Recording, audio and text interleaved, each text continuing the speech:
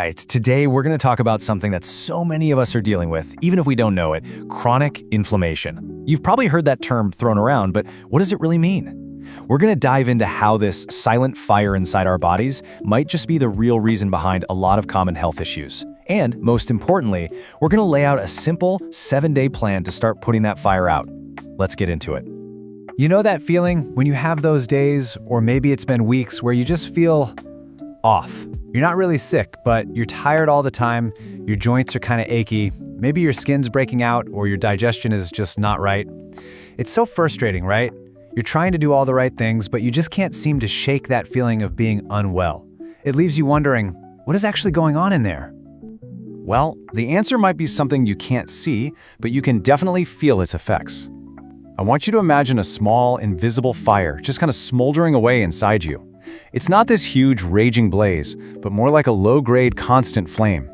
That's the best way to think about chronic inflammation, and we're going to use this idea of a silent fire to really understand what's happening and why it's so important for our health. Okay, so what is this silent fire we're talking about?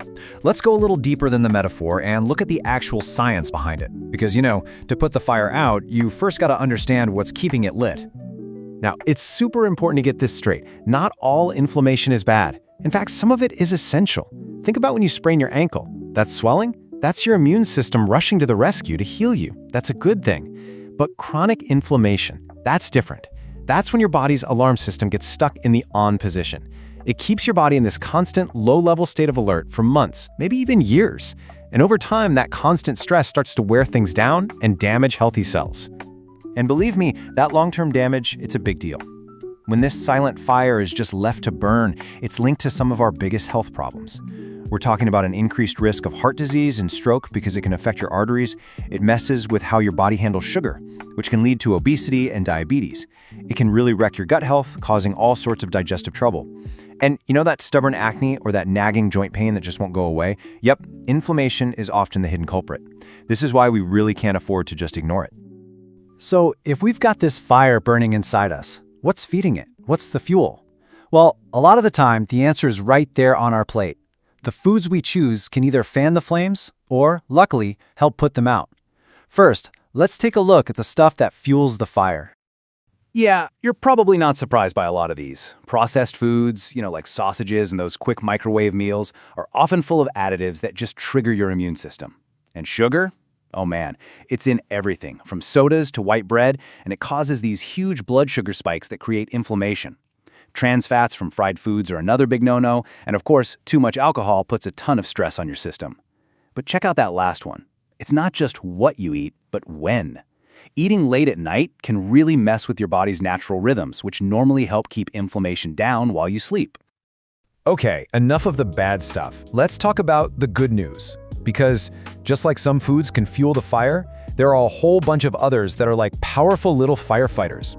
This is where you get to take back control by building an anti-inflammatory toolkit right in your own kitchen. So here's what you want to stock up on. Oily fish, like salmon and mackerel, are packed with omega-3s, which are famous for their anti-inflammatory power. Nuts, like almonds and walnuts, are full of antioxidants. Those colorful veggies, especially greens like broccoli and spinach, have compounds that stop inflammation in its tracks. Berries, they're like little powerhouses that actively calm things down. And fermented foods like yogurt or kimchi, they boost your gut health, which is absolutely crucial for managing your immune system. And of course, a little olive oil and green tea are fantastic additions. Now, besides adding all those great firefighter foods, there's another really powerful tool we can use: just giving our body a break. This is what I call the power of the pause. You've probably heard of it as intermittent fasting. And no, this isn't about starving yourself, not at all. It's just about being smart with when you eat, so your body gets a real chance to rest and repair itself. So how does taking a break from food actually cool things down? Well, 3 really cool things happen. First, it kicks off a process called autophagy. The easiest way to think of this is as your body's internal cleaning crew. It goes around and clears out old, junked-up cells. Second, it helps keep your blood sugar stable so you avoid those inflammatory spikes we talked about earlier. And third, it just gives your whole digestive system a much-needed rest, which helps your gut lining heal. It's pretty amazing. One of the easiest and most popular ways to do this is called the 16-8 method. It's way simpler than it sounds, I promise. You just split your day into 2 parts. For 16 hours, you're in the rest and repair phase. You just stick to water or maybe some unsweetened tea. And the best part is, most of this happens while you're asleep anyway. Then you have an 8-hour nourish window. That's when you eat your meals, focusing on all those great firefighter foods. It's a really simple, sustainable way to get all the benefits. All right, we've covered a lot. We know what the problem is, we know what fuels it, and we have our firefighting tools ready. Now it's time to put it all together into a clear, simple plan. This is your 7-day reset, where we combine the right foods with the power of that pause. So what does this actually look like on a plate? Here are just a few examples to give you an idea. You'll notice, since you're fasting in the morning, your first meal of the day is lunch. So on day 1, you've got that great oily fish with some veggies. Dinner is light: yogurt, berries, some nuts. Day 2, a nice salad, and then some more fermented food for dinner. The key here isn't to copy this exactly, but to just see the pattern, right? It's all about whole, unprocessed, anti-inflammatory foods inside your 8-hour window.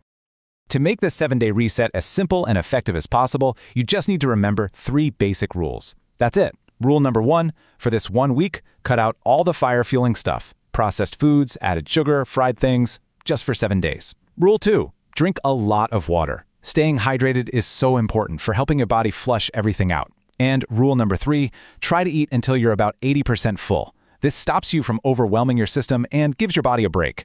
These 3 rules, they're your foundation. So if there's one thing I want you to take away from all this, it's this. You are absolutely not powerless against this stuff. Not at all. The choices you make every single day, literally starting with your very next meal, have a direct impact on that silent fire. You can either choose to fan the flames, or you can choose to douse them with good, healing foods. The power is truly on your plate. And that brings us to the end. I just want to leave you with a simple question. Thinking about that list of firefighting foods, what's just one thing you can add to your plate, maybe today or tomorrow, to get started? It doesn't have to be some massive change overnight. Remember, it's those small, consistent choices that really put out the fire for good. Thanks for tuning in.